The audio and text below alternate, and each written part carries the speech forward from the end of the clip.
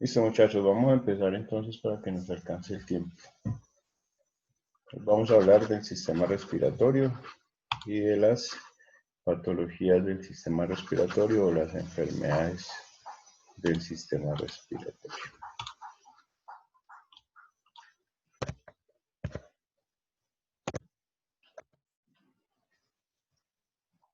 Primero entonces vamos a recordar un poco,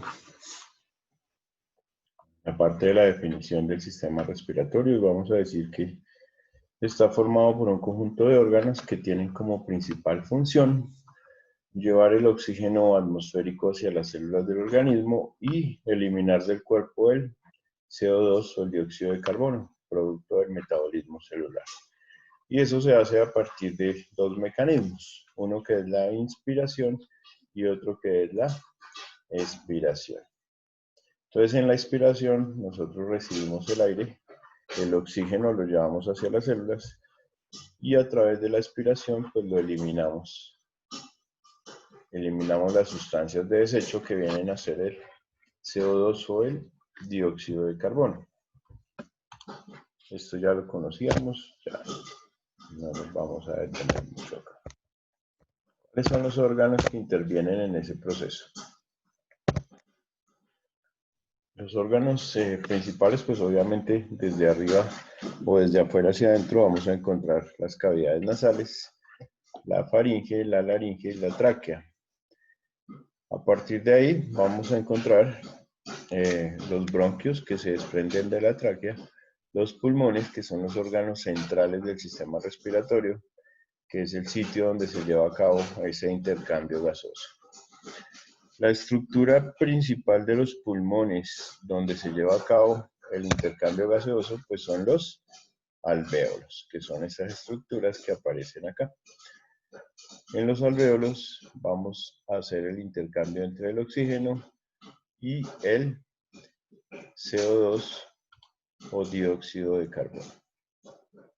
El CO2 o el dióxido de carbono.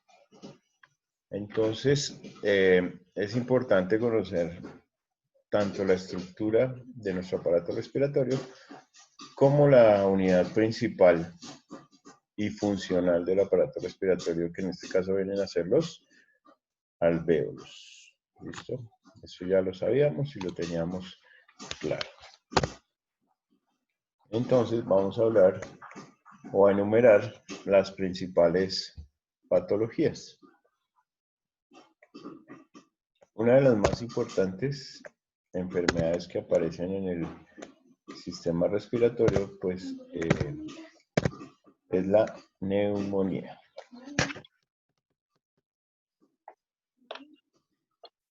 ¿Qué pasa con la neumonía? Pues en la neumonía vamos a tener, obviamente, los alvéolos normales, ¿sí? Y en la neumonía vamos a tener unos alvéolos que están congestionados, que están llenos de pus y que tienen una infección. Esas infecciones van a ser dadas por microorganismos. Los microorganismos que intervienen en este tipo de enfermedad ya los vamos a enumerar.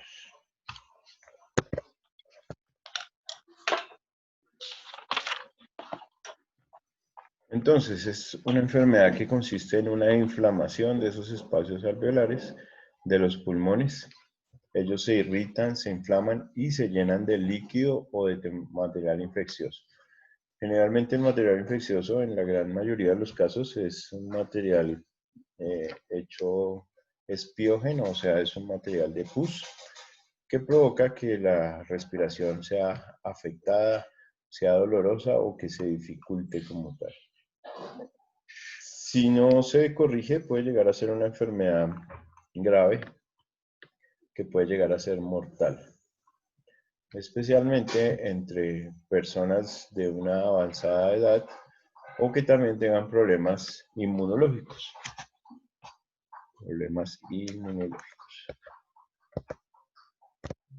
¿Cuál es la causa entonces de las neumonías? Dentro de los microorganismos más comunes, pues vamos a tener las bacterias, varios tipos de virus y los hongos como tal. bacterias, virus y hongos. ¿Cuáles son las bacterias que pueden generar neumonía? El neumococo, el estafilococo, el estreptococo. Hay varios tipos de bacterias que en algún momento pueden generarnos neumonías. Y los virus, pues ya conocemos varios. Adenovirus, rinovirus, sincitial respiratorio, el que está de moda ahorita que es el coronavirus y otros virus asociados.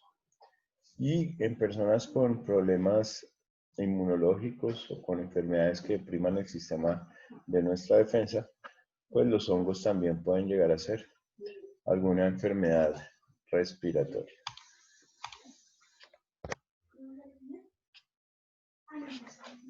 Bien. Signos y síntomas y exámenes de laboratorio o apoyos diagnósticos. Entonces, dentro de esos signos y síntomas en un paciente que tiene una neumonía, vamos a encontrar inicialmente pues un catarro o una gripe común, un resfriado común.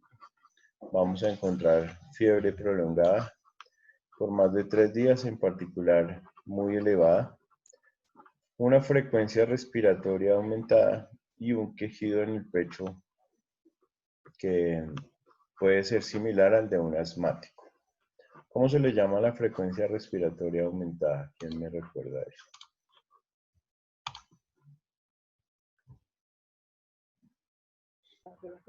Taquicardia. ¿Quién dijo? ¿Lady? Taquicardia, sí. No, Lady.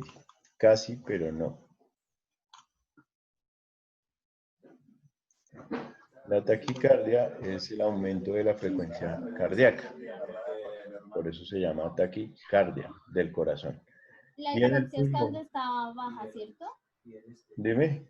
La hipoxia es cuando está baja. La hipoxia es una disminución en la oxigenación de los tejidos, ¿sí? Pero pues la frecuencia respiratoria aumentada se denomina taquipnea. Taquipnea.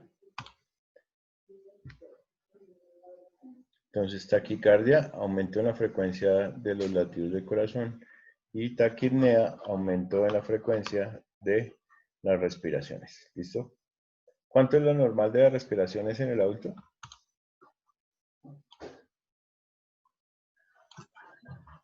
¿20 respiraciones por minuto?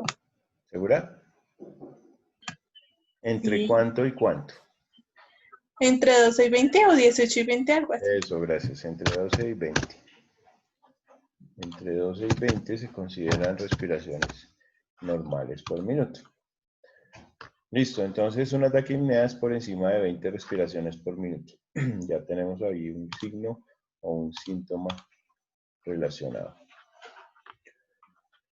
¿Qué apoyos diagnósticos vamos a utilizar nosotros para poder determinar que hay una neumonía? Entonces, una de las herramientas principales es la radiografía del tórax, que es, digamos, el estudio de imágenes mandatorios, el que más vamos a pedir, no solamente en la neumonía, sino en la mayoría de las enfermedades respiratorias. Nosotros, desde el punto de vista asistencial, nos vamos a apoyar en ese tipo de exámenes. ¿Por qué? Porque una radiografía de tórax nos va a aportar muchísimos datos, nos va a orientar en aras de atinarle al diagnóstico. La pulsoximetría, ¿recuerdan qué es? ¿Qué es una pulsioximetría?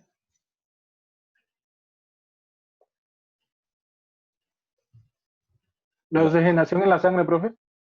Muy bien, la oxigenación en la sangre. ¿Y cómo la medimos? Por medio del pulso. No. No. Esa se mide por medio del dedito, con el aparatico que nos ponen en el dedo. El oxímetro. El oxímetro. El oxímetro, sí, señor. Bueno, bien. Pruebas serológicas o pruebas en sangre. un hemograma, que es un cuadro hemático completo con recuento diferencial de leucocitos, y en los casos más graves, pues una fibrooncoscopia, ¿sí? Que es obtener muestras de las secreciones generadas por la tos del paciente. ¿Listo? Bien, continuamos. Vamos a pasar entonces a... bueno, vamos a ver esta imagen de aquí. Vamos a ampliarla un poquito para tener pues una idea de cómo podemos nosotros ver una neumonía en una radiografía de tórax.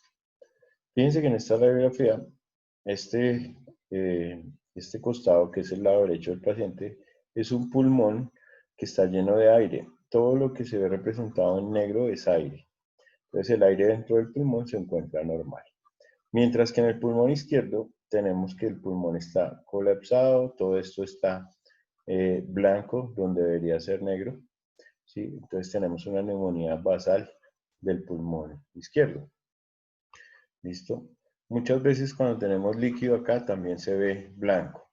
La diferencia entre este y el líquido es que el líquido deja líneas rectas, como cuando llenan un vaso con agua. No se va a ver así como se ve este curvo, sino dejaría una línea como si tuviera un nivel de agua. ¿De acuerdo? Entonces esa es la diferencia para hacer un diagnóstico entre un derrame de la pleura a una neumonía. Bien. Desde el punto de vista del tratamiento, bueno, aquí vamos a mencionar algunas cosas. Se debe elegir en función de los resultados de las muestras de las secreciones. Entonces, dependiendo de las muestras, nosotros sabemos si necesitamos un antibiótico o un antiviral o un antimicótico. Siempre vamos a utilizar broncodilatadores. ¿Qué es un broncodilatador? Son medicamentos que ayudan a que los bronquios se abran un poco y que podamos eliminar las secreciones. Entonces mejoran la ventilación. Otras medidas entonces está hidratar al paciente, para eso le vamos a canalizar las venas y le vamos a suministrar líquidos por las venas, le vamos a indicar el reposo, le vamos a dar analgésicos y antitérmicos, o sea, medicamentos tanto para el dolor como para la fiebre, y la oxigenoterapia, según los niveles de oxígeno arterial que se presenten en el paciente, según el pulso oxímetro también. Siempre que la oximetría esté por debajo de 90, nosotros empezamos a suministrar oxígeno para subir la oximetría a niveles normales. Recuerden que el oxígeno es una droga o es un medicamento, ¿sí? Aunque nosotros lo encontremos en el ambiente, ¿sí? Lo encontremos al salir a la calle o en el sitio donde estemos, vamos a respirar oxígeno, pues cuando nos falta el oxígeno también lo han llevado de manera artificial en balas de oxígeno, en concentradores de oxígeno, y se puede utilizar o administrar como un medicamento con unas dosis específicas. Entonces se administra por cánula, se administra por máscara, se administra por HUD, por varios dispositivos que existen para eso. Pero pues la idea es ir retirando el oxígeno progresivamente. Uno no puede quedar dependiendo de una bala de oxígeno, sino solamente en enfermedades crónicas. La broncoscopia y la fisioterapia. Las terapeutas respiratorias son o hacen parte importante en el manejo de los pacientes con enfermedades respiratorias, independiente de la que sea. Bien.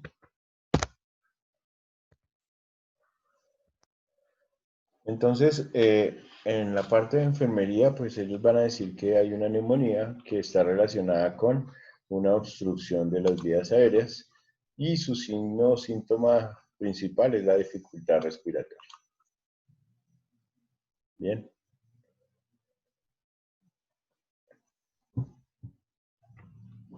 Dificultad respiratoria, obstrucción de las vías por secreciones y el diagnóstico es una neumonía.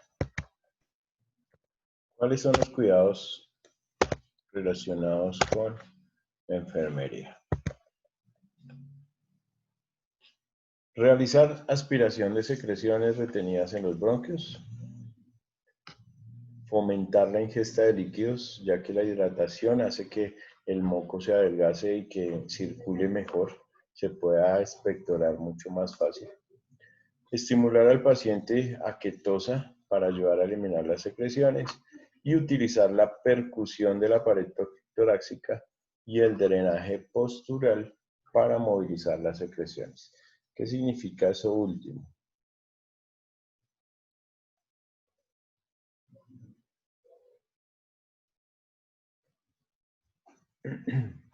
¿Qué significará lo último? Utilizar la percusión torácica.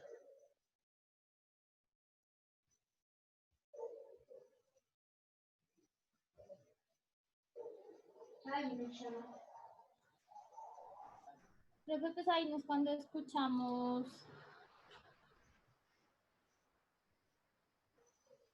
por medio del sonido. ¿O qué? Bueno, cuando uno examina a un paciente, tiene inspección. Hay varios tipos para examinar a un paciente, ¿sí? Entonces, una de las cosas que uno hace primero es inspeccionar, ¿cierto? Inspección. Después de inspeccionar, uno puede palpar, palpación. Después de palpar, hace percusión. Y después de percutir, hace auscultación. Esas son, digamos que los cuatro puntos que se hacen sobre un paciente. Inspeccionarlo, palparlo, percutirlo y auscultarlo, ¿sí? Cuando yo lo inspecciono es simplemente lo que puedo determinar del paciente a simple vista, ¿sí? Si tiene alguna deformidad, si está respirando rápido, cosas de ese tipo que uno puede discriminar con la visión. En el punto de vista de la palpación, pues uno toca si existen masas o algo. Cuando uno habla de percutir, es como cuando en una orquesta le da a uno por tocar todo lo que tiene que ver con la percusión. La caja, la batería. Entonces percutir es hacer golpes. Y los golpes en el pecho, en el sentido desde abajo hacia arriba, hacen que las secreciones se movilicen.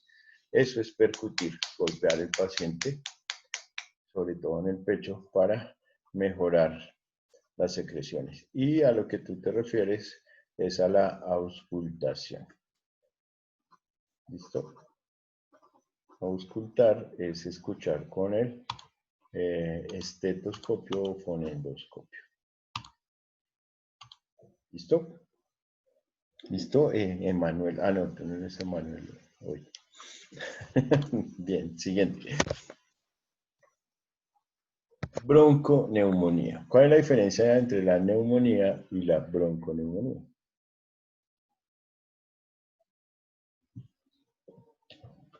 Ya, gracias, Natalie. No, está bien, no hay problema, es que te iba a poner fallo. Bronconeumonía. Cuando en la neumonía se afectan los bronquios, los alvéolos, en la bronconeumonía se afectan adicionalmente los bronquios. ¿Cuáles son los bronquios? Entonces, en esta imagen, claramente vamos a identificar que los alvéolos están al interior del pulmón y las estructuras que se ramifican desde la tráquea son los bronquios.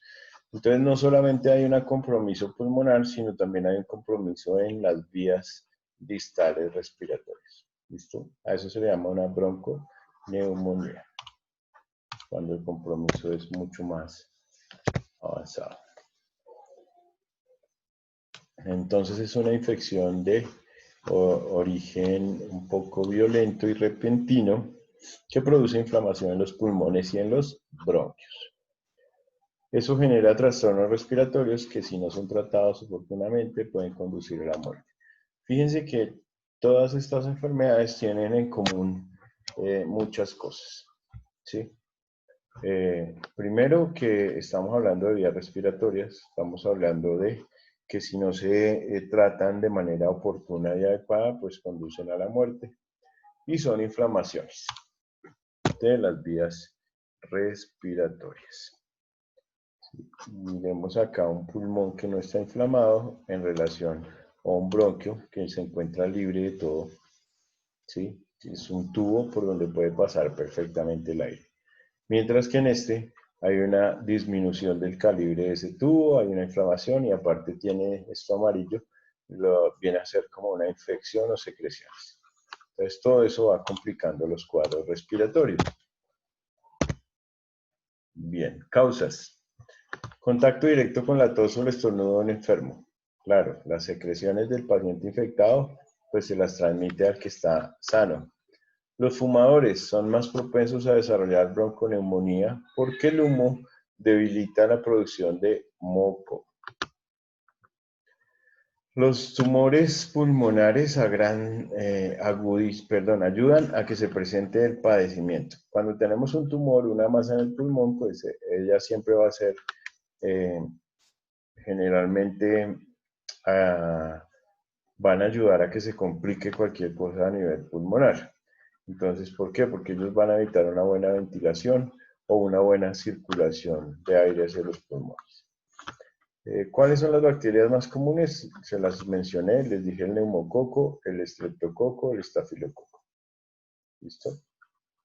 Son las bacterias más comunes y más frecuentes que nos pueden causar infecciones bacterianas, neumonías o bronconeumonías.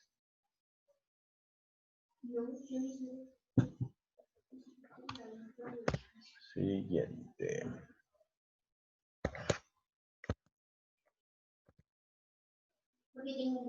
Signos y síntomas. Entonces, fíjense, cuando nosotros hablemos de signos y síntomas, vamos a tratar de hacer, digamos que como unos síntomas clásicos de las enfermedades respiratorias. Porque si yo les pregunto cuáles son los síntomas de la neumonía, cuáles son los de la bronconeumonía, cuáles son los del asma, pues ustedes casi que me van a decir los mismos. Fiebre, ¿sí? Aumento de la frecuencia respiratoria, escalofrío, taquicardia, respiración bronquial, tos y dolor torácico. Casi que son los síntomas y signos de la mayoría de las enfermedades respiratorias. La única forma de terminar de clasificarlas es con la radiografía y con otros estudios que le van a decir a uno, en definitiva, si es neumonía, bronconeumonía, asma, EPOC o cuál de todas las enfermedades respiratorias. Bueno, aquí sí está la taquicardia que decía, que nos decía Lady, que es el aumento de la frecuencia cardíaca. La tos con secreciones purulentas o con sangre y hay un dolor torácico intenso. Fíjense que aquí la respiración ya es muy agitada. Entre 40 a 60 respiraciones en un minuto es algo muy por encima de lo normal. Entonces, ¿cuáles son los exámenes diagnósticos de laboratorio? Pues, principalmente un examen clínico, o sea, la historia clínica del examen físico, pero ante la sospecha, siempre hay que solicitar una radiografía de tórax. Entonces, ese examen es mandatorio en todas las enfermedades respiratorias. ¿Por qué? Porque nos va a permitir confirmar o descartar si hay una neumonía o hay algún otro tipo de infección. Y nos va a decir si la causa es viral o bacteriana con solo ver una imagen. Porque las características de las neumonías en imágenes, dependiendo de si son virales o bacterianas, también van a representarse en formas particulares. Cultivo viral o bacteriano, claro, conseguir secreciones del paciente y llevarlas a un laboratorio permiten hacer cultivos y determinar desde un laboratorio clínico si es de origen viral o bacteriano. Y en la sangre, pues el cuadro hemático, que es el examen que se pide para casi toda infección, con la proteína C reactiva, también nos van a orientar hacia la causa bacteriana o viral. Bien. Siguiente. No se limiten a copiar esto porque pues igual eso ya está subido en la plataforma. Lo subí en dos partes porque estaba muy pesado y no se podía cargar. Y lo subí en dos partes.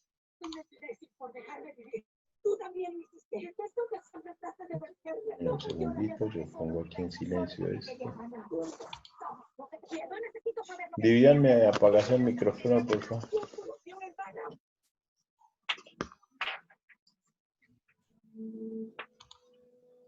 Vivian.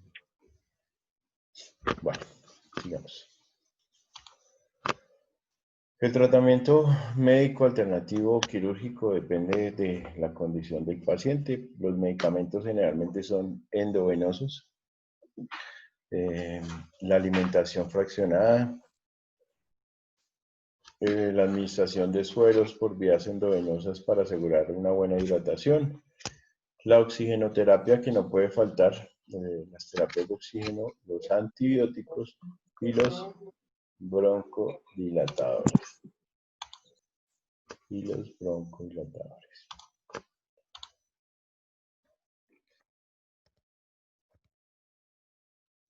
En el caso de la parte de Ay, profe, qué pena, ¿lo puedes atrasar un momentico?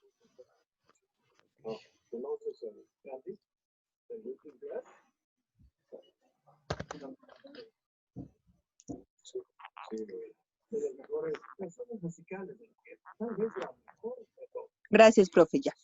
Ok. Recuerda, como te digo, que esto está para que lo descarguen en la plataforma y lo puedan repasar. ¿Listo?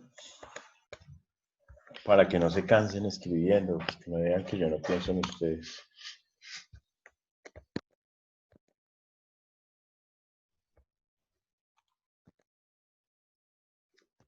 Las bronconeumonías, entonces, más que todo la falta de ese oxígeno en la sangre que genera una cianosis.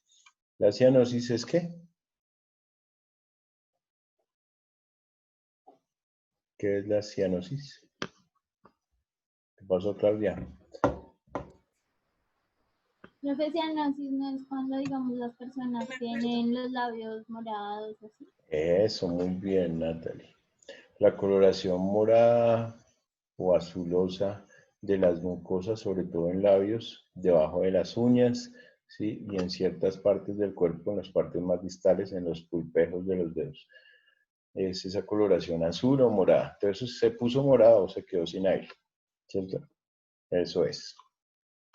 Entonces, los pacientes con bronconeumonías, como se agitan mucho, tienen de 40 a 60 respiraciones en un minuto, pues claramente tienen una falta de oxígeno en la sangre y lo representan a través de la cianosis.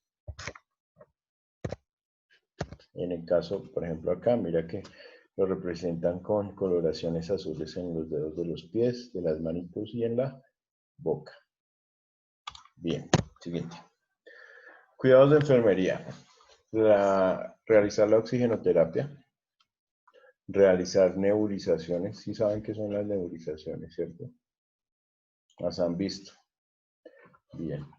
Entonces es esa terapia de oxígeno en la cual le agregan un medicamento que generalmente es adrenalina o terbutalina y eso genera unas vaporizaciones que ayudan a despejar la vía aérea.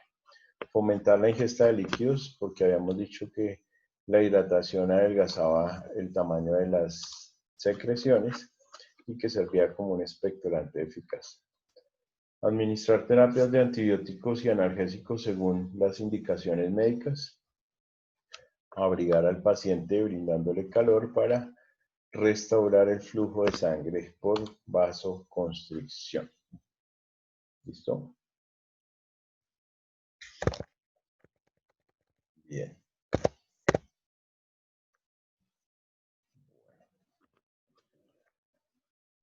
Esto, bueno, en esta imagen pues ya habíamos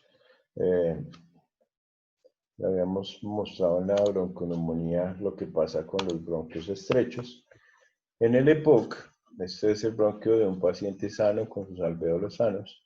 Este es la imagen de un paciente con un EPOC, con sus alvéolos inflamados y con una entrada o una disminución en el calibre de la luz del bronquio. Entonces, se va a dificultar mucho la entrada, esto se cierra y obviamente o no permite la entrada de aire o no permite la salida. ¿Qué significa EPOC? Enfermedad pulmonar obstructiva coronaria, algo así. Bien, íbamos bien. Enfermedad Pulmonar crónica. pulmonar Obstructiva crónica, perfecto. Muy bien. La enfermedad pulmonar obstructiva crónica. ¿Cuál es la principal causa de la enfermedad pulmonar obstructiva crónica? ¿Qué creen ustedes? Antes de pasar a la literatura que está acá. ¿Por qué creen que un pulmón se nos daña a largo plazo? ¿Por fumar? Bien, Lady, fumar. Otra. Por personas que cocinaron con leña. Esa es una de las principales. La exposición al humo de leña, la exposición al humo de tabaco, como dijo Lady, y la exposición a ¿El asbesto? asbesto y sílice en algunas industrias o empresas. Muy bien, muchachos. Entonces, la enfermedad pulmonar obstructiva crónica, conocida con las siglas de POC, constituye la obstrucción presente de las vías respiratorias. Hay dos formas principales, la crónica y el enfisema. En la crónica se implica una tos prolongada con moco. En el enfisema se implica la destrucción de los pulmones con el paso del tiempo. Las causas, el tabaquismo, la exposición a ciertos gases o emanaciones en el sitio de trabajo, como el asbesto y el sílice. La exposición a cantidades considerables de contaminación, humo indirecto de cigarrillo o cocinar con humo de leña o hasta la misma polución vehicular en algunos casos. Uso frecuente de gas para cocinar sin la ventilación apropiada. Entonces esto no quiere decir que el hecho de no cocinar con leña, sino que ya estamos cocinando con gas, si no tenemos una ventilación apropiada, unos buenos extractores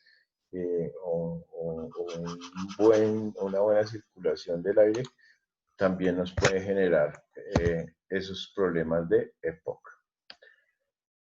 ¿Cuáles son los signos? Profe, una pregunta. Sí, dime. Ahora una persona, digamos, que fuma y digamos a un compañero, bueno, digamos como un fumador pasivo, ¿les hace lo mismo, digamos, fumar? O sea, ¿les hace el mismo daño No, les hace aún más daño. a un fumador pasivo que a un fumador Sí, activo? el fumador pasivo tiene más riesgo que el fumador activo. ¿Sí? Okay. Es el humo de las personas. Por ejemplo, en la mayoría de los hogares, bueno, aunque la cosa ha cambiado un poquito por aquello de la liberación femenina, pero en la mayoría de los hogares quien fumaba era el esposo y la esposa no, ¿cierto? Y al cabo de los años, quien terminaba con EPOC era la esposa y no el esposo, ¿sí? Hoy en día, pues eso es parejo o a veces las mujeres llevan ventaja en ciertas cosas, ¿cierto? Pero sí, eso suele suceder. Ok, profe. Bien. Bueno, dijimos infecciones respiratorias a repetición, dificultad para respirar. El término para definir la dificultad respiratoria es la disnea, recuérdenlo siempre. Definan disnea, entonces simplemente es dificultad para respirar, que empeora con la actividad leve. Dificultad para tomar aire. Este signo es muy importante, la presencia de sibilancias. La fatiga y la tos con o sin flema. ¿Qué son las sibilancias?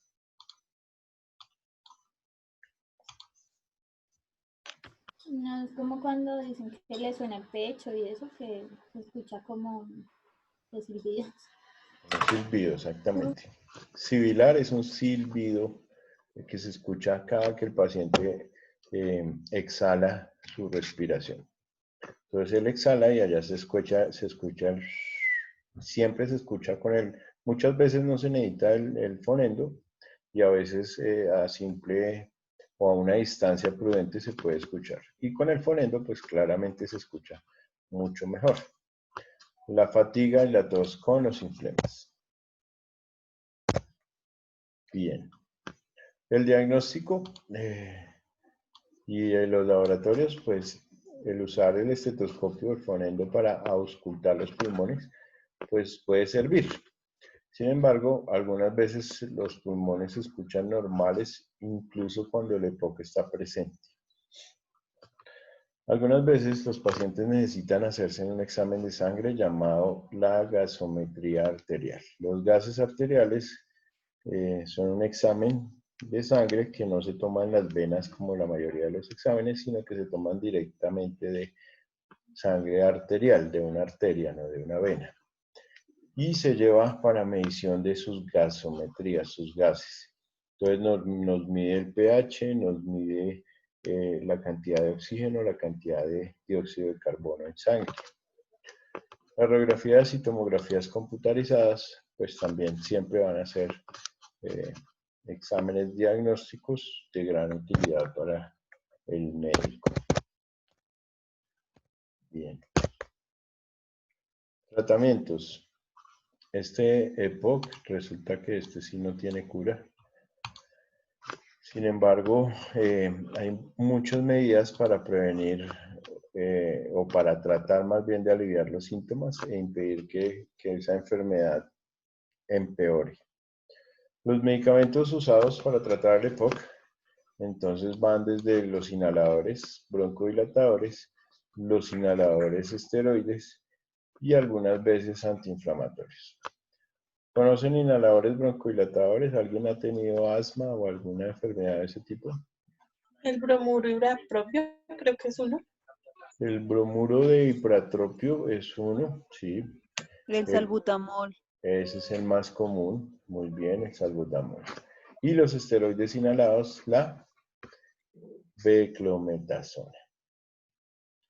Entonces el salbutamol asociado a la beclometasona tiene una función muy buena sobre el paciente, o el bromuro de ipratropio con la beclometasona también van a generar una buena mezcla para el tratamiento. Bien.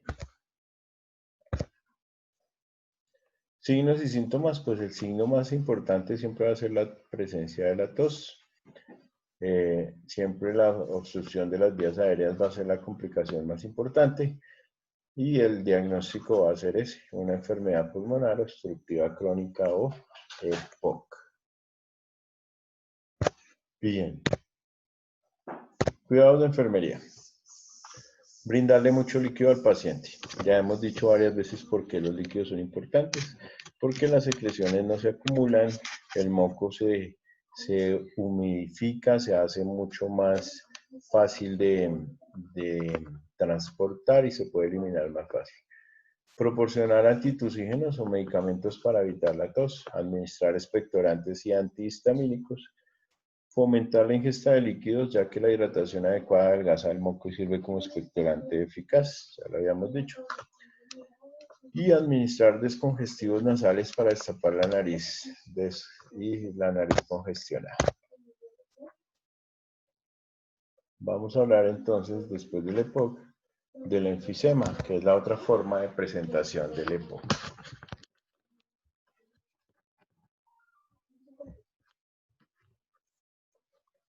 Un alvéolo saludable y normal es esta imagen de acá abajo, y un alvéolo debilitado, colapsado y con un exceso de moco, pues se inflama de manera importante y pierde su capacidad de intercambiar gases.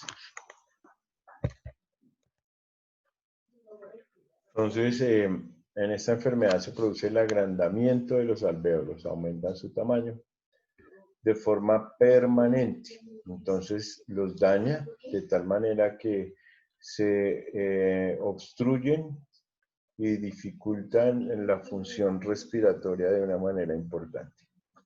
Esto ya es una lesión sobre el órgano vital o esencial de la respiración, ¿sí? Que es lo que pasa ahorita con este virus de moda que daña los alvéolos. Y un alvéolo dañado pues no cumple su función de intercambio de gases y pues claramente es un riesgo de muerte inminente.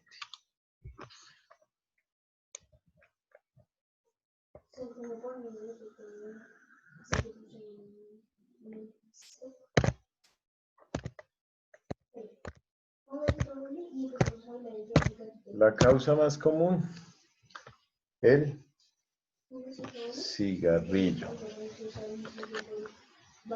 El contraer bronquitis crónica, o sea, un EPOC casi, que debilita el funcionamiento de los pulmones y del sistema respiratorio. La contaminación ambiental, el dióxido de sulfuro y material particulado, el déficit de alfa-1 antitripsina y la contaminación intradomiciliaria. Y el cocinar con carbón de leña. El cocinar con carbón de leña al interior del hogar.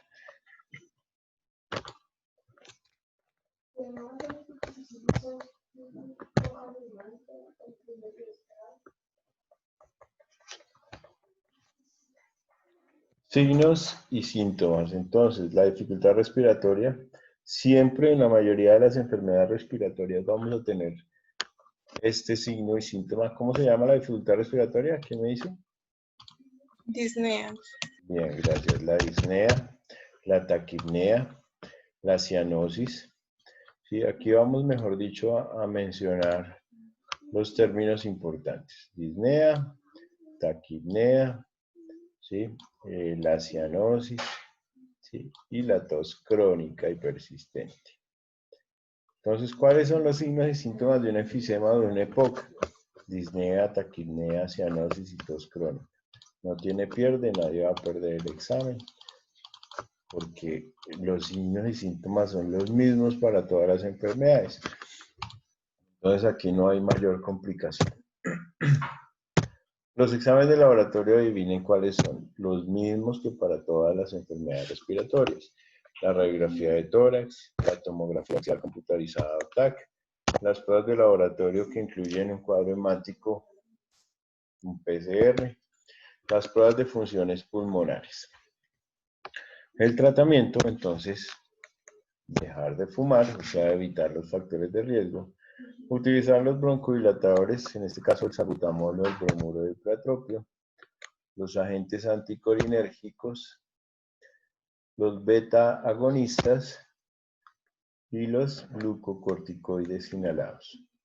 Todos estos van a ayudar a mejorar en algo la condición de nuestro paciente. En enfermería, el signo o síntoma más importante es la dificultad respiratoria. La complicación es la obstrucción como tal de las vías aéreas y el diagnóstico va a ser el enfisema pulmonar. Entonces hay dos tipos de EPOC, el EPOC crónico como tal y el enfisema pulmonar. Es el segundo tipo de presentación de la enfermedad pulmonar obstructiva crónica. Bien.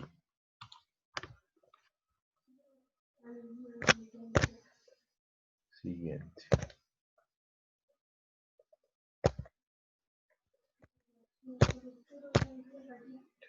Cuidados por parte de enfermería, entonces, transmitir tranquilidad, confianza, controlar la situación para disminuir la ansiedad, enseñar ejercicios respiratorios, el uso de los humidificadores ambientales, buscar posiciones confortables que favorezcan la ventilación, si es posible ventilar el lugar donde se encuentra el paciente para mejorar esa sensación de ahogo, favorecer la realización de la fisioterapia respiratoria y el drenaje postural.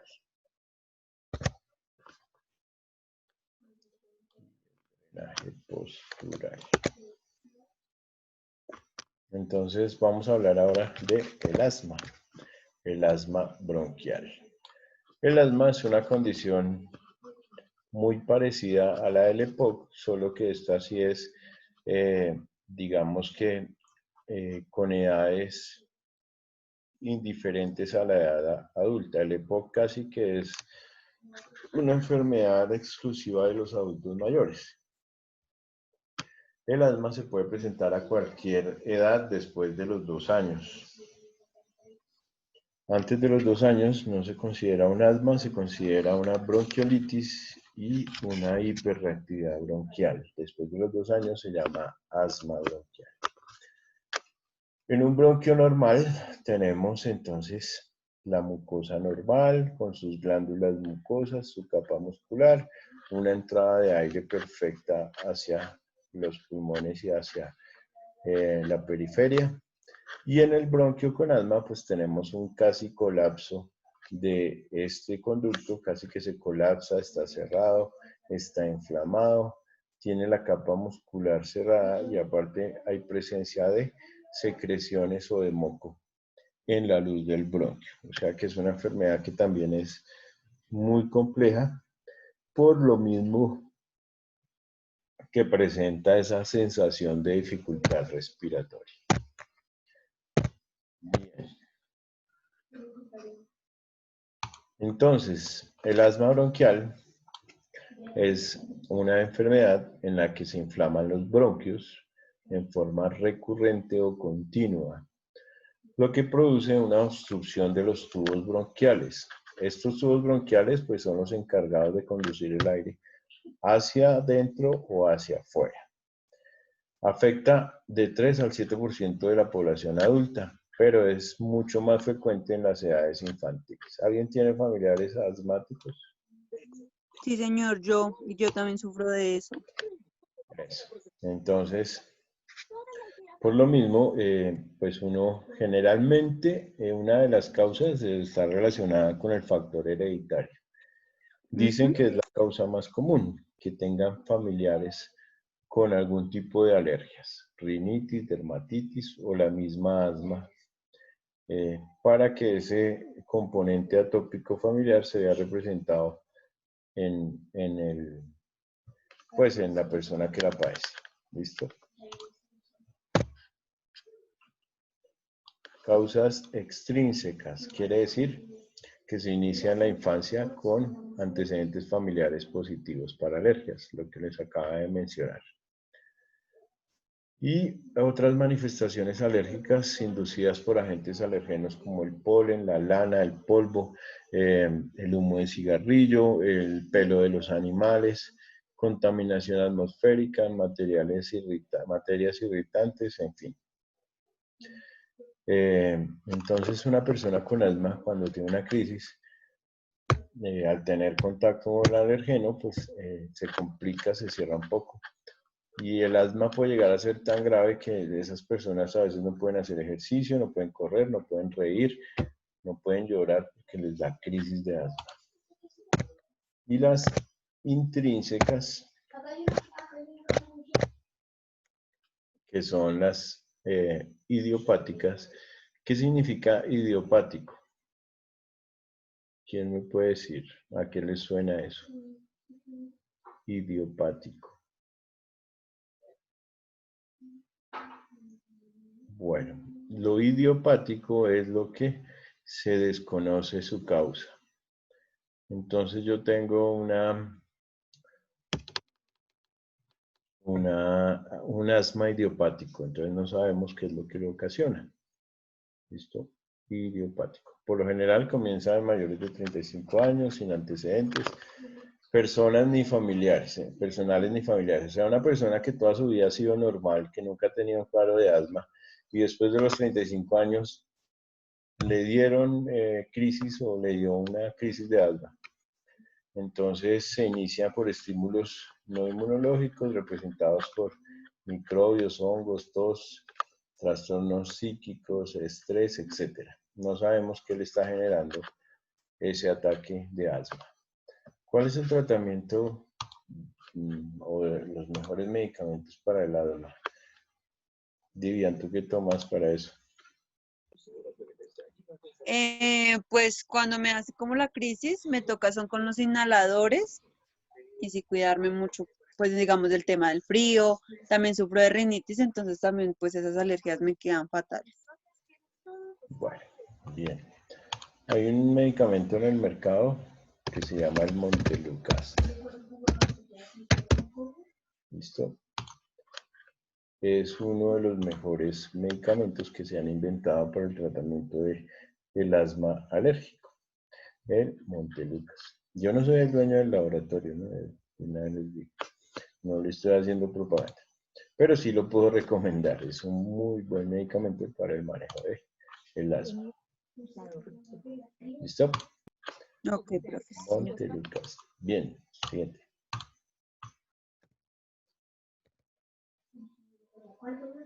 Bueno, en algunos casos pues no son extrínsecas ni extrínsecas, pero son comunes o mixtas más bien. Entonces, infecciones virales, animales, caspa o pelaje de mascotas, polvo, cambios de clima, químicos en el aire o en alimentos, ejercicio, moho, polen, infecciones respiratorias como el resfriado común, emociones fuertes como el estrés y el humo del tabaco. Todo esto puede desencadenar en un paciente una crisis asmática. ¿Listo?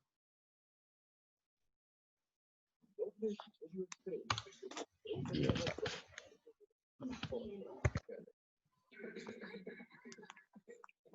Signos y síntomas. La tos, que es el síntoma primordial. Las retracciones o tirajes, que es el hundimiento de las costillas. ¿Sí? La dificultad para respirar, que empeora con el ejercicio, o sea, una disnea. Las sibilancias, que son siempre mandatorias en el asma, entonces son esos pitos con la respiración. Y las horas en que más se presentan esos síntomas son en la noche y en la madrugada, por el aumento de la exposición del frío.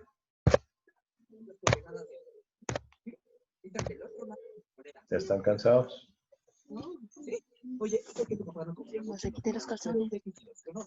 Ay, Dios mío. Del frío, bien, seguimos. Signos o síntomas de emergencia. ¿Cuándo es urgente salir corriendo? Cuando tenemos ¿una qué? Niñas y años. Gracias.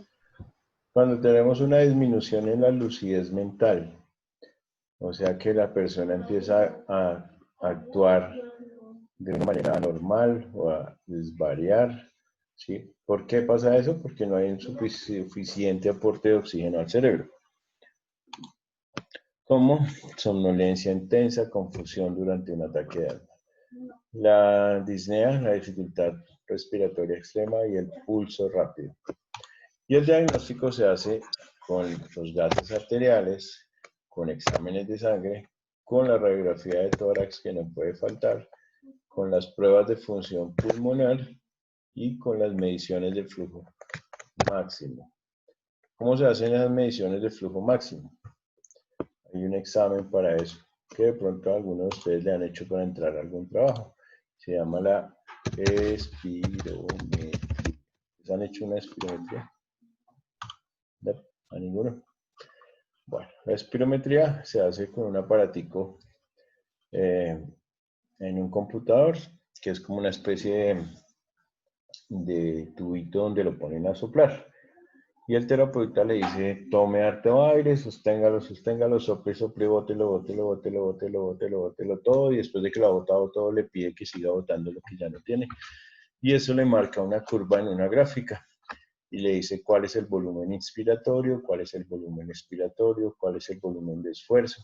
Y eso le dice a uno si uno tiene una enfermedad obstructiva asmática y si necesita o no tratamiento médico. ¿Listo? Es una forma de diagnosticar la capacidad pulmonar. Dentro de los tratamientos médicos tenemos los antiinflamatorios, los broncodilatadores, la inmunoterapia y los antihistamínicos. ¿Sí? Y el uso de inhaladores es primordial, pero digamos que el exceso de ciertos inhaladores también genera otras alteraciones, como por ejemplo la taquicardia, que es secundaria al uso del salbutamol. El signo predominante en el asma son las sibilancias, que se relaciona con la obstrucción de la vía aérea al paso del aire a través de esa estrechez de esos tubos.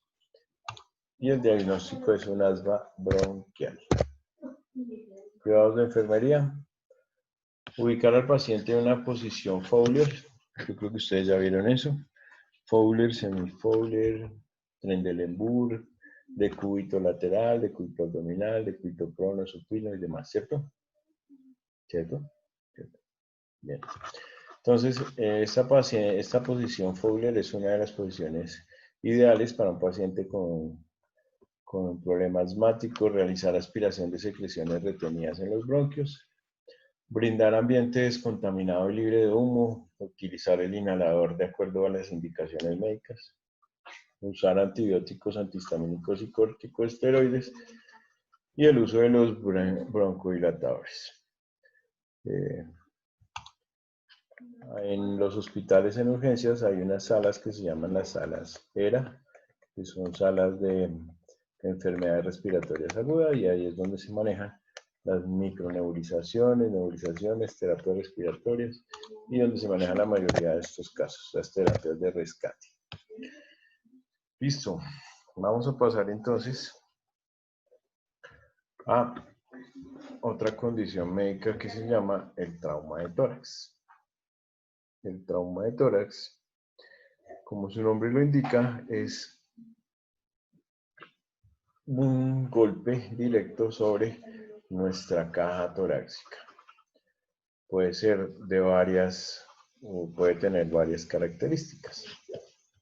Esto pues ya es algo de manejo netamente de urgencia, ¿cierto?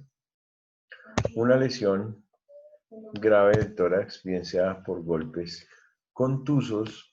¿Qué significa contuso, Claudia? Tú que fuiste la que estudió criminalística.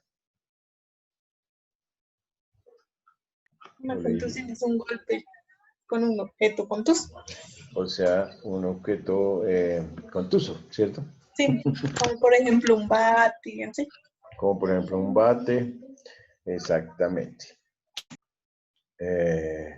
Pero también por heridas penetrantes, o sea, heridas por arma blanca o algo que tenga punta y que vaya a lesionar de manera penetrante nuestro tórax. Es una causa frecuente de discapacidad y también de mortalidad significativa.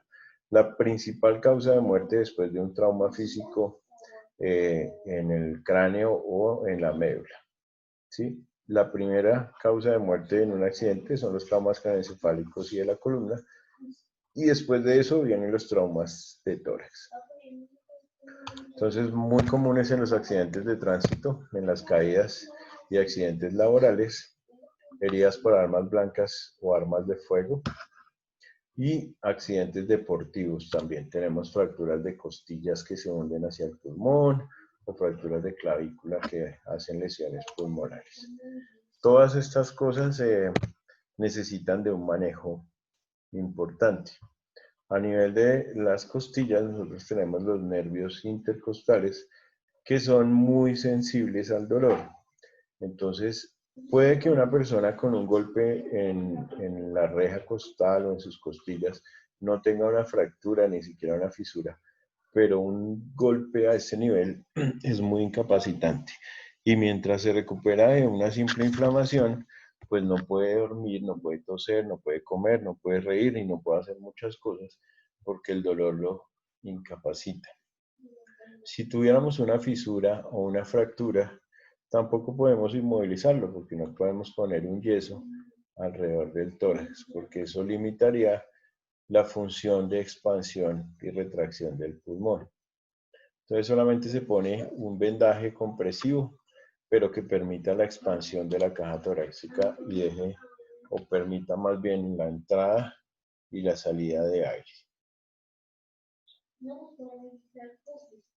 ¿Listo?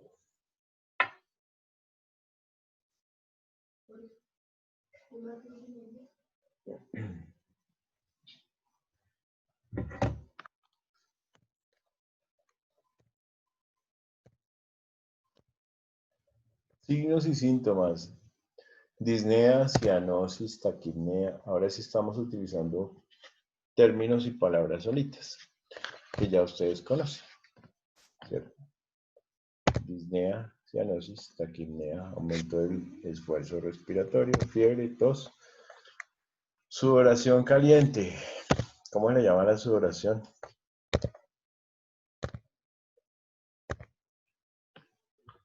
se le llama diaforesis. Diaforesis. O hiperhidrosis cuando depende de la localización. Esos son los signos y síntomas más comunes que se presentan en una trauma de tórax.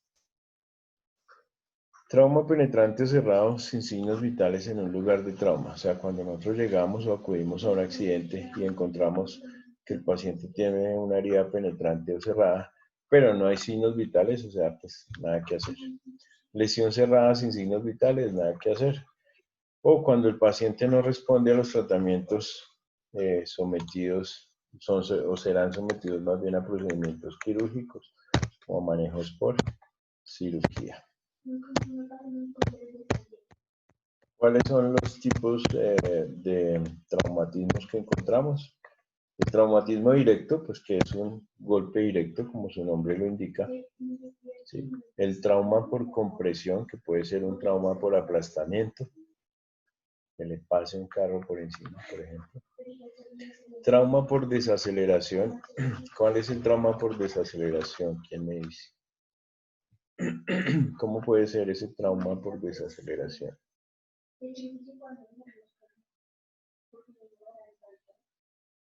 ¿Han escuchado ese término? En traumas por desaceleración. Entonces, esa es una de las leyes de Newton. ¿Sí? Quiere decir que todo objeto que va en movimiento, cuando se ve enfrentado a una fuerza negativa, tiende a seguir en el movimiento. Pues uno va en el carro, pero uno lleva su cinturón de seguridad puesto. Y cuando se estrella de manera violenta contra algo que le frena esa velocidad, pues uno sí tiende a seguir. El carro se frena, pero uno tiende a seguir en la misma velocidad. El cinturón de seguridad es el que lo detiene, pero los órganos internos, los riñones, el pulmón, tienden a seguir hacia adelante. Entonces eso es un trauma por desaceleración. Ahí se pueden lesionar los riñones, el pulmón y otros órganos viscerales. Los traumas penetrantes, pues como su nombre lo indica, pues son lesiones por heridas penetrantes.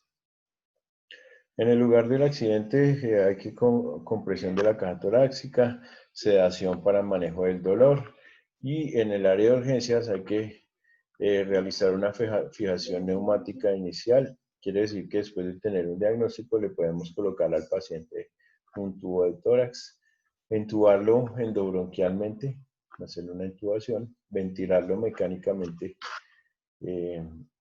a presión. Puede ser nosotros dándole ambú o conectarlo a un respirador artificial, sedación del dolor y drenajes pleurales, manejar esa contusión pulmonar. Exámenes diagnósticos. Entonces, la radiografía de tórax, como en todos los demás eventos pulmonares, el electrocardiograma, el ecocardiograma, que es una ecografía directa al corazón, el TAC de tórax o la tomografía axial computarizada y una broncoscopia. Bien. Broncoscopia.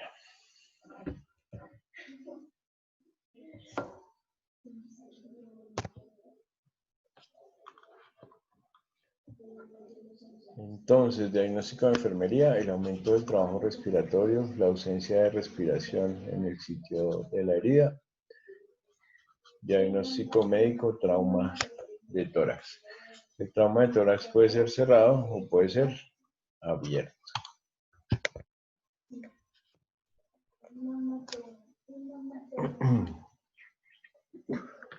Manejo de las vías aéreas. Control de hemorragias. El oxígeno o oxigenoterapia, aspiración de la vía aérea, administración de medicamentos y manejo de dolor.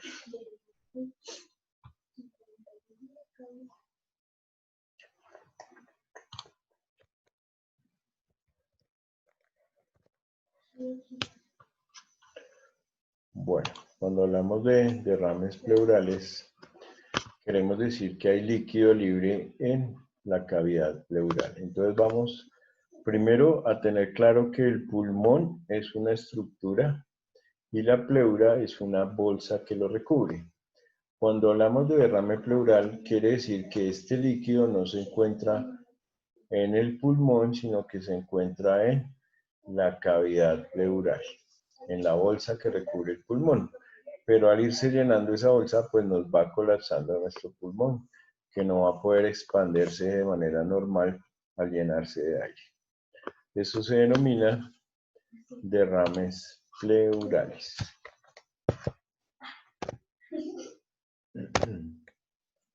Derrame pleural.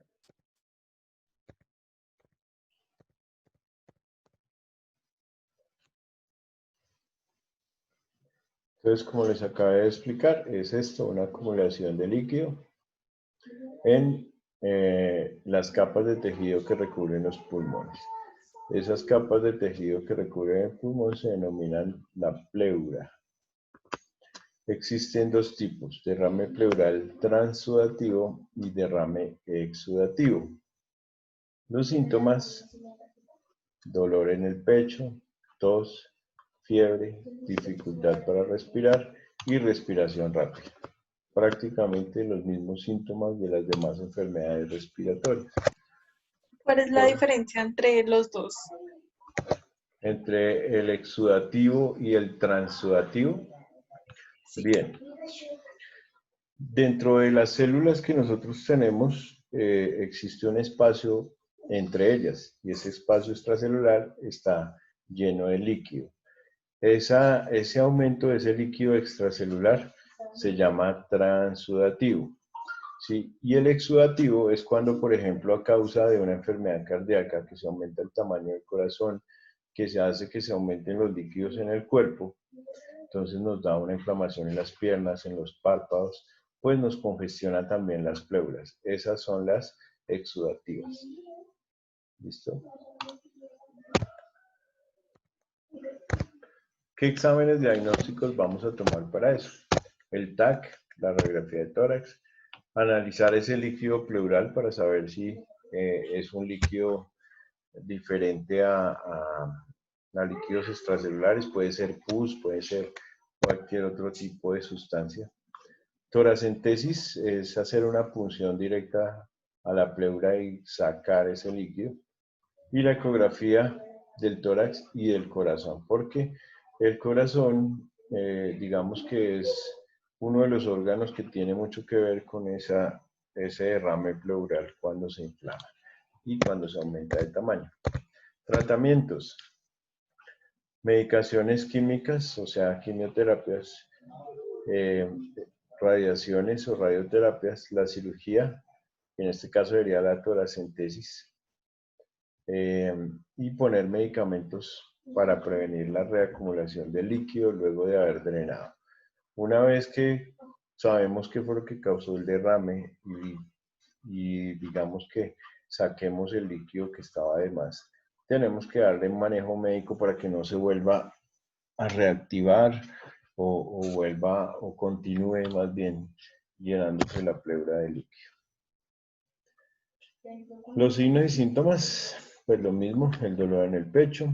La complicación más frecuente es una infección que se puede convertir en un absceso y se llama un empiema. Esa va a requerir un drenaje con una sonda especializada que se llama la sonda pleural. Y otra complicación es el neumotórax, que es aire en esa misma bolsa que les acabo de mencionar. En vez de agua va a tener ese aire acumulado después de haber hecho una punción con una aguja. Vamos a ver cuidados de enfermería. Los cuidados de enfermería incluyen explicarle si tiene tos o dificultad para respirar, sujetarse el tórax, alivia un poco el dolor. Controlar signos vitales que indiquen alguna complicación, como por ejemplo la disnea, la taquipnea y la cianosis. Ponerlo en posición semisentada para favorecer la expansión pulmonar y mejorar la ventilación, que es la misma posición Fowler. Acompañamiento del paciente si presenta el dolor constante y administrar sus respectivos analgésicos. Bueno. Entonces ya hemos mencionado neumonía, bronconeumonía, asma, enfisema pulmonar, derrame pleural. Vamos a hablar ahora de la bronquitis. Todas son enfermedades que reciben su nombre de acuerdo al sitio donde se encuentran, pero que tienen una constante, y la constante de las enfermedades respiratorias es que casi todas están relacionadas con obstrucciones. Entonces aquí tenemos el bronquio normal y en la imagen del bronquio inflamado, pues lo que se cierra es la luz del bronquio y no va a permitir el adecuado paso del aire en ninguna de sus dos direcciones. En ninguna de sus dos direcciones. Bien. Entonces en la bronquitis es la inflamación de las vías aéreas bajas. Y sucede cuando los bronquios situados entre los pulmones se inflaman a causa de una infección o por otros motivos. Hay dos tipos de bronquitis, la aguda y la crónica. Fíjense en esta imagen que tenemos acá, claramente cómo se ve un bronquio normal, que es un tubo por donde fácilmente pasa el aire, y lo mismo en el bronquio afectado, cómo tiene secreción, cómo se disminuye el calibre de la luz, cómo se aumenta la musculatura de su mucosa. Entonces presenta molestia en el pecho, tos que produce moco, y ese moco pues, es el que se ve representado en las paredes, fiebre, dificultad respiratoria avanzada y sibilancias. Si alguno de nosotros tenemos unas molestias similares a estas en los días recientes, pues nadie va a decir tengo neumonía, tengo bronquitis, tengo asma, tengo bronconeumonía, tengo un enfisema. Todo el mundo va a decir tengo coronavirus. Y pues no, resulta que todo no se le puede asociar al famosísimo virus de moda. Bien.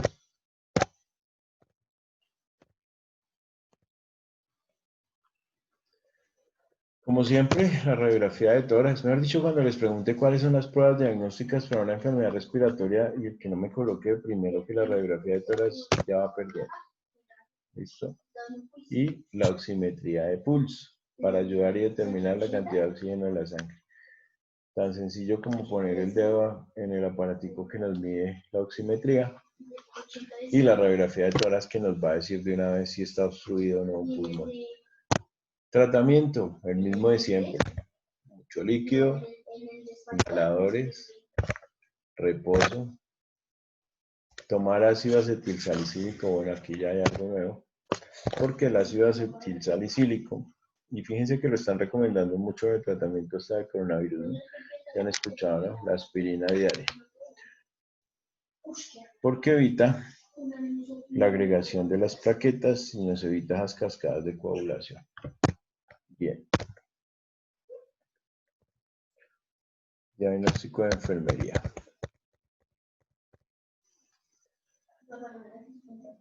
Molestias en el pecho, dificultad respiratoria agravada por el esfuerzo de una actividad. Complicaciones, dolor constante en el pecho, signos vitales alterados, disminución en los movimientos respiratorios y las atelectasias que son como cicatrizaciones a nivel pulmonar. Una atelectasia es eso, una cicatrización en las fisuras que dividen los lóbulos pulmonares o al interior de los pulmones. Atelectasias. Atelectasias. Dentro de los cuidados de enfermería, entonces, controlar signos vitales, observar reacciones secundarias a los antibióticos, valorar cada 2 horas el estado respiratorio del paciente, mantener las vías respiratorias, auscultar el tórax para comprobar características de ruidos respiratorios y presencia de secreciones. Entonces, fíjense que en un paciente hospitalizado con un diagnóstico de enfermedad respiratoria, la función del enfermero o de enfermería es muy amplia. Un solo paciente pues le va a generar un trabajo importante. Estarle chequeando signos vitales, estar pendiente de la reacción a algún medicamento que se le suministre. Cada 2 horas valorar, y no solamente valorar, sino registrar el estado respiratorio de un paciente y mantener las vías respiratorias permeables. Bien.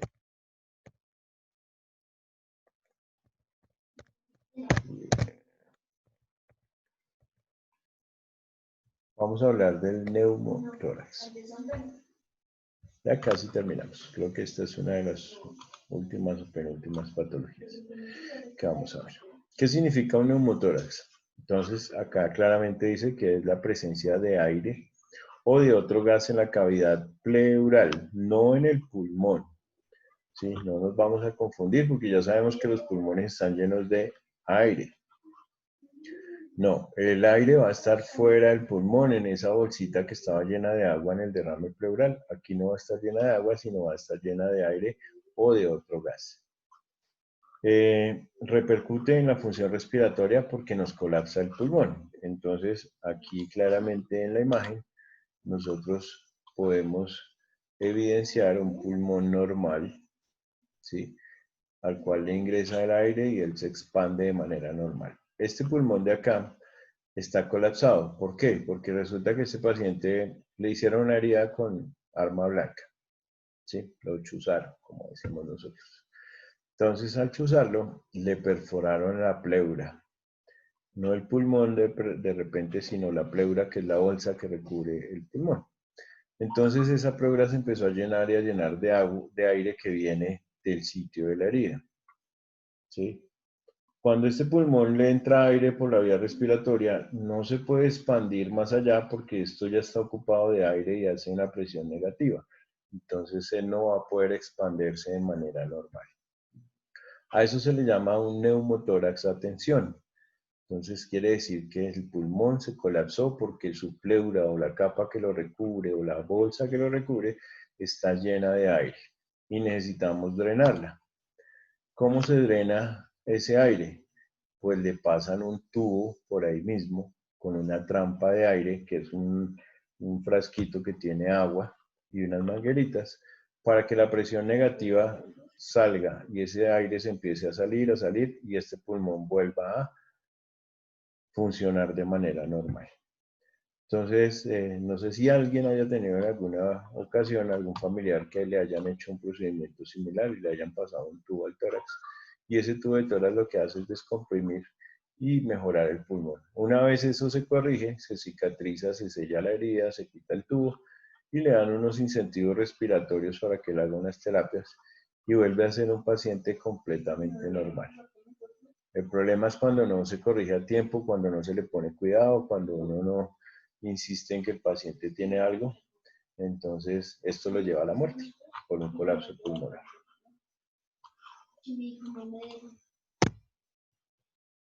Signos y síntomas de un neumotórax. Ay, ¿quién me quiere ayudar a leer? ¿Quién dijo yo? Me van a empezar a apagar las cámaras, ¿no? ¿Quién dijo yo? El síntoma más frecuente ¿Profe, me escucha? es la región torácica lateral. El síndrome, dale, continúa, claro. El síntoma más frecuente es en la región torácica lateral, dolor en la punta del costado, se puede irradiar al resto del tórax y al cuello. Suele ser intenso, de carácter punzante y de inicio agudo con duración variable. En algunos casos pueden existir manifestaciones vegetativas, sudoración, taquicardia, palidez u otro tipo de síntomas con tos seca, hemoptisis, síncope y debilidad de los miembros superiores. Visualización de la línea pleural o no visualización del trauma pulmonar. Gracias. Muy bien. Bueno, ¿qué es una hemoptisis y qué es un síncope?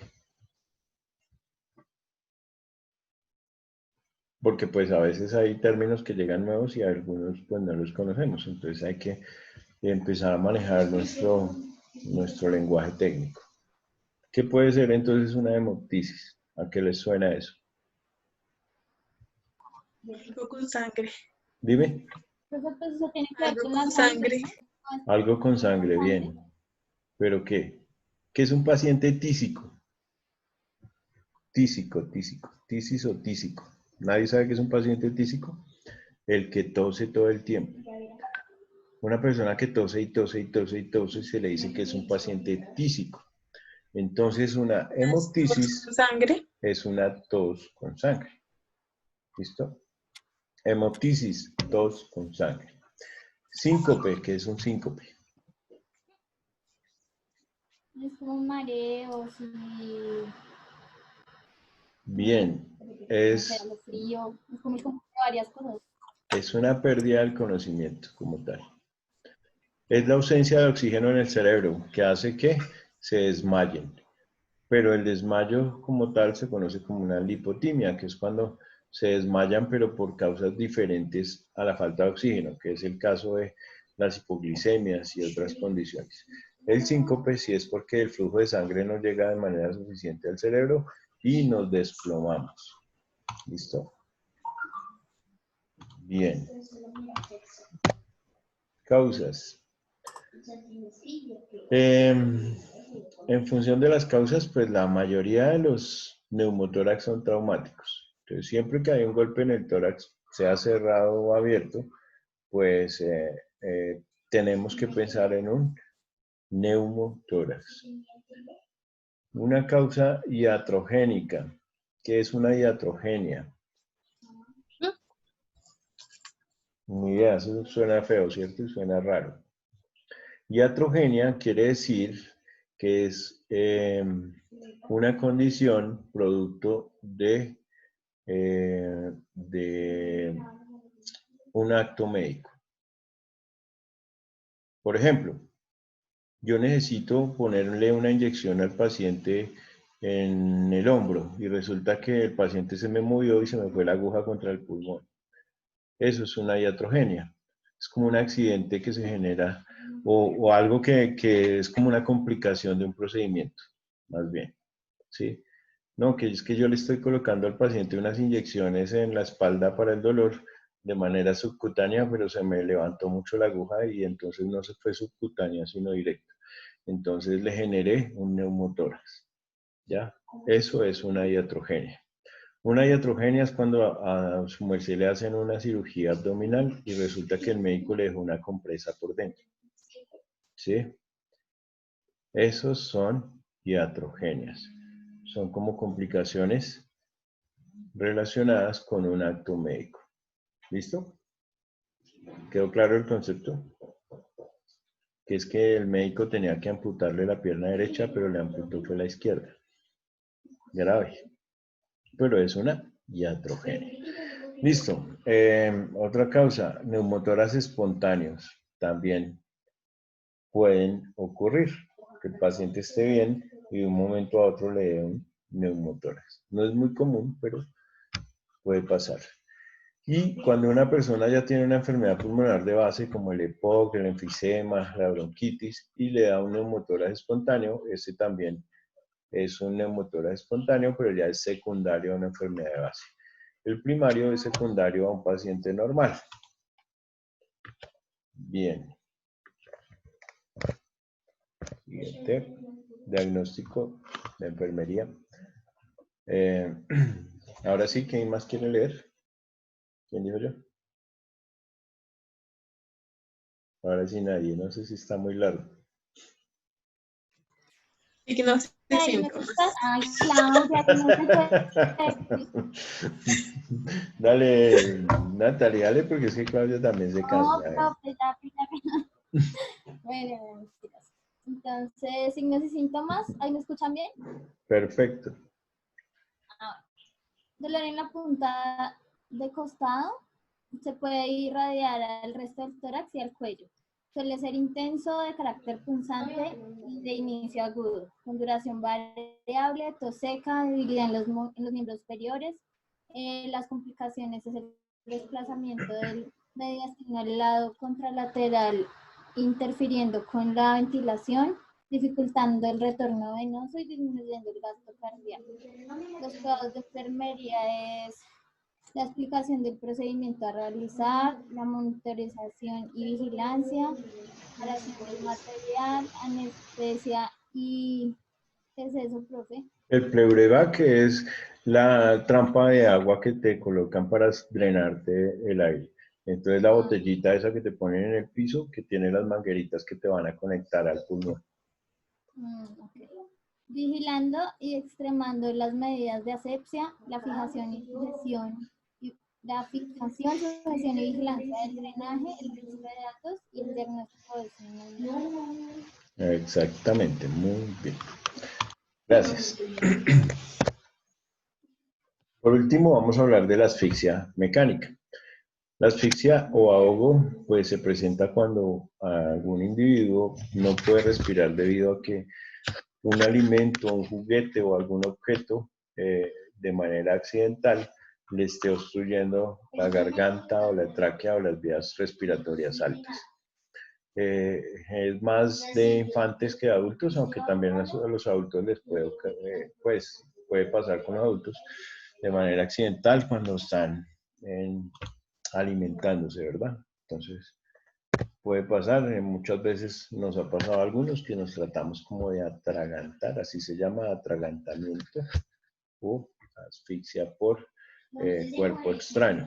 Estas pueden ser por prótesis dentales mal ajustadas, comer muy rápido, no masticar bien los alimentos, consumir alcohol, incluso una pequeña cantidad afecta al estado de la conciencia. Hay personas que el alcohol los puede llevar a un estado de conciencia donde no manejan pues muchas cosas de manera voluntaria. Estar inconsciente e inhalar vómito, por ejemplo, eso se llama espérate que me dijo que no me da concentrar. ¿Cómo se llama? Cuando las personas vomitan y se broncoaspiran, ¿cierto? Entonces es llevar contenido gástrico hacia los pulmones. Hacia los pulmones.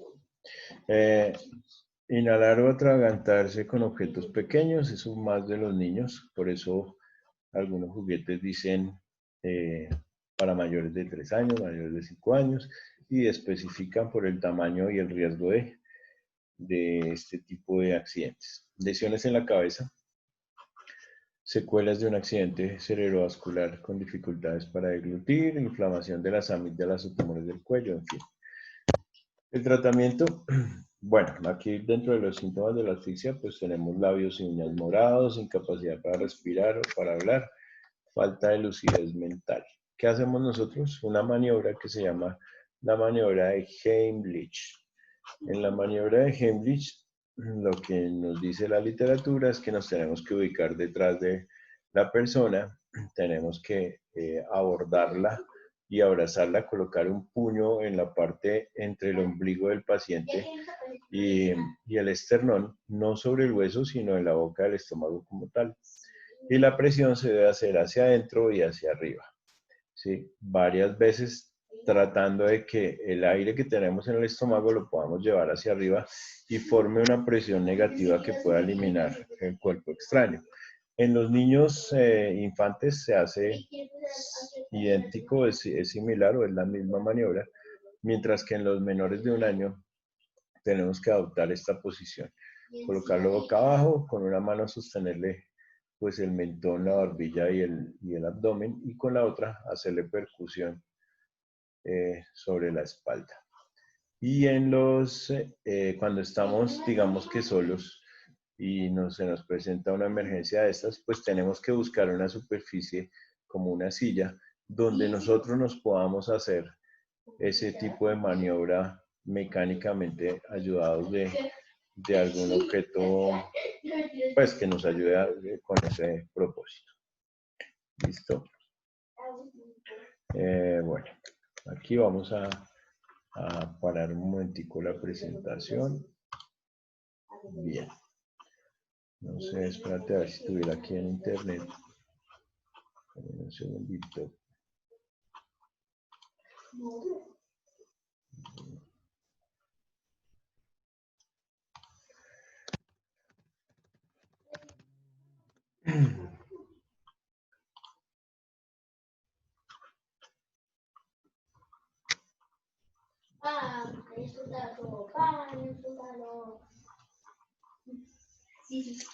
Bueno, estoy tratando de buscar una imagen para poderles mostrar cómo se hace ese procedimiento.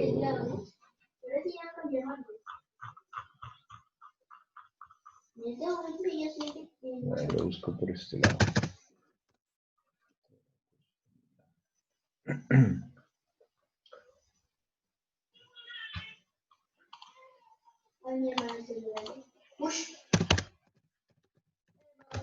Me colgué yo sé.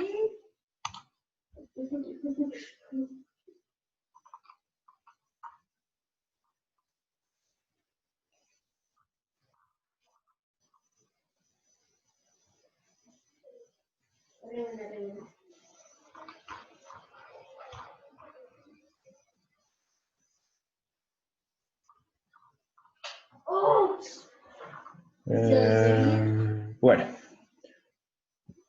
vamos a ver si podemos ver aquí. Un segundito, a ver si lo puedo compartir. ¿Cómo se manejaría un derrame pleural? Sin embargo, voy a necesitar compartir con ustedes el sonido del computador.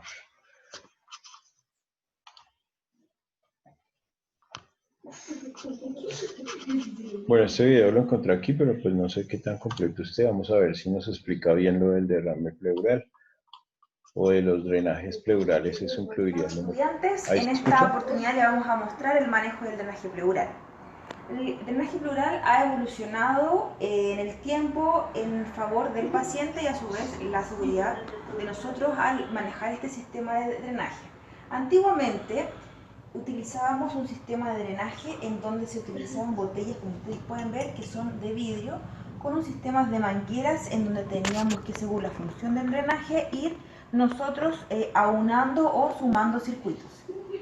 En la actualidad, en algunos sectores públicos aún se utiliza este sistema, por eso lo vamos a enseñar. Y también vamos a enseñar el sistema que se utiliza actualmente de drenaje a través de un circuito cerrado que se llama Aquasil. Para partir con el sistema de drenaje de botellas, les vamos a mostrar cómo vienen estas botellas en su presentación.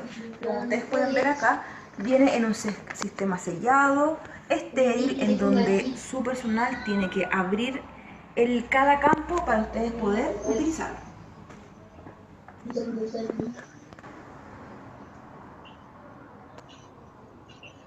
Vamos a partir con el primer sistema de drenaje, o el más simple, que es el sello de agua.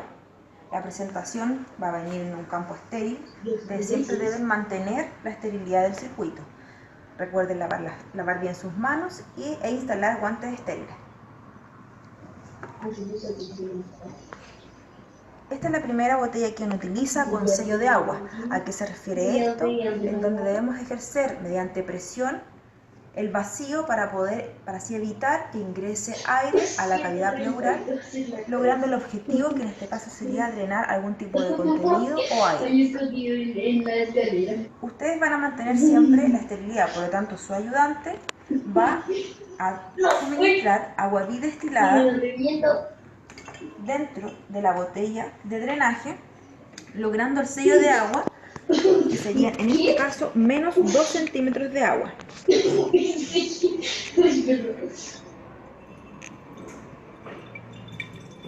Y a 2 de vida, y a 2 de vida, a 2 de vida.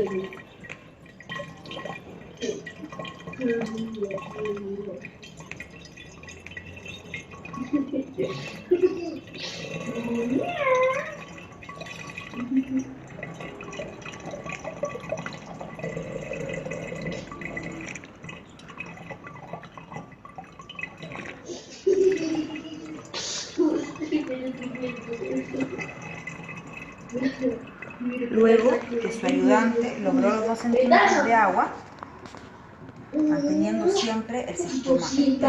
Vamos a sellar el frasco, en donde, como ustedes pueden ver, tenemos una varilla que queda al aire y la otra varilla va conectada directamente al drenaje pleural, a la cavidad pleural del paciente. Siempre debemos procurar que este sello de agua de 2 centímetros se mantenga de forma continua y constante. Recuerden que el agua se evapora, por lo tanto con los días podemos perder estos 2 centímetros de agua.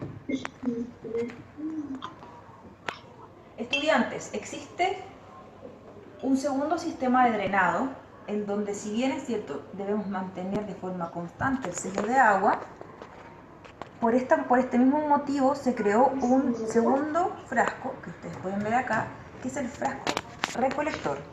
En este frasco, como ustedes pueden ver, no tiene ningún contenido líquido, no va con agua destilada, no va con ningún otro elemento externo.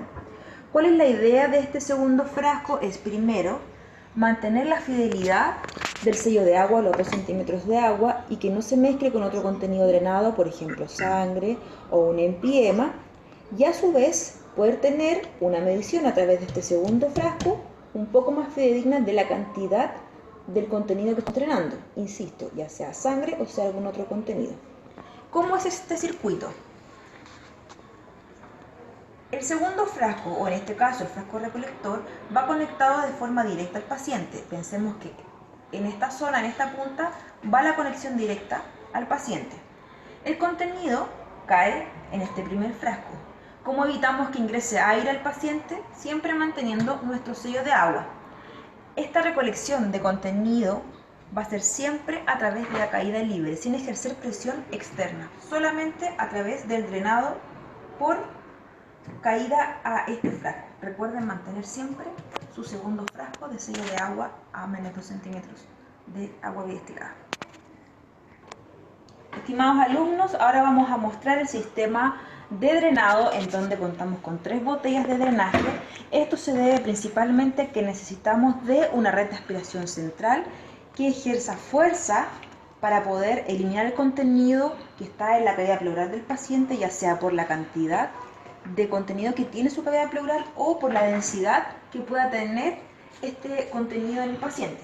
Entonces, recuerden siempre, el primer frasco que ustedes van a tener en su armado va conectado al paciente, es decir, va directamente al drenaje pleural. En este caso lo conectamos de esta forma, ¿verdad?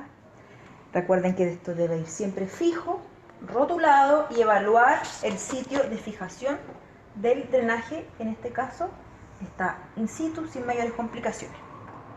Luego de eso, que tenemos nuestro sistema de primera botella, debemos siempre procurar tener nuestro sello de agua. Recuerden que este sello de agua es el que nos va a permitir o evitar que ingrese aire a la cavidad pleural. Por lo tanto, es la botella más importante que debemos tener, a menos 2 centímetros de agua, como lo mostramos inicialmente, con agua bidestilada. Siempre van unidos ambos frascos. Y nuestro tercer y último frasco, como ustedes pueden visualizar acá, es aquel que va conectado a la red central. Esta red central nos va a permitir ejercer una presión a través de este sistema en la cavidad pleural del paciente y que el contenido caiga según los centímetros de agua que tenemos indicados para ejercer esta presión en el paciente. Me explico. Esta tercera botella está rotulada en centímetros de agua: 5 centímetros, 10 centímetros, 15 centímetros, 20 centímetros. Si el objetivo que tiene el médico es que este sistema de drenaje sea a menos 10 centímetros de agua, debemos llenar nuestra botella, como ustedes pueden ver, justamente en los 10 centímetros de agua rotulados, y una vez conectado a la red de aspiración central, va a empezar este sistema a burbujear y a aspirar a justamente menos 10 centímetros de agua. Entonces, al mantener la conexión al paciente, este contenido va a caer con una presión de menos 10 centímetros de agua al frasco que nosotros vemos acá, al primer frasco, manteniendo siempre el sello de agua.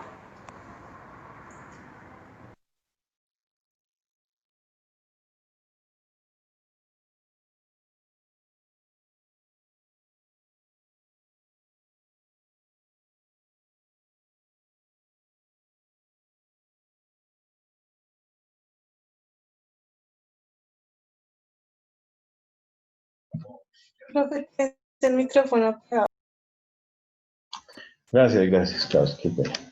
Bueno, la idea obviamente de esto es como darles una idea de que la función, José se nos quedó al revés, la función es colocar, la función de colocar estos drenajes es porque podemos obtener líquido, podemos obtener el aire y podemos obtener a veces sangre que queda en la cavidad pleural. Entonces un neumotórax, un hemotórax, un derrame pleural, todo lo podemos drenar a través de este sistema de drenaje. ¿Listo? Claro, uno puede apoyarse de manera audiovisual con estos videos cuando son procedimientos y eso es ideal hacerlo. Lo que no es ideal es poner un video toda la clase para que me reemplace, como creo que sucedía con algunas clases que me comentaron por ahí. Pero bueno, muchas gracias por la atención. Yo creo que hoy sí ya nos tocó dejar hasta acá para que puedan tomar un descanso. Voy a pausar aquí el video.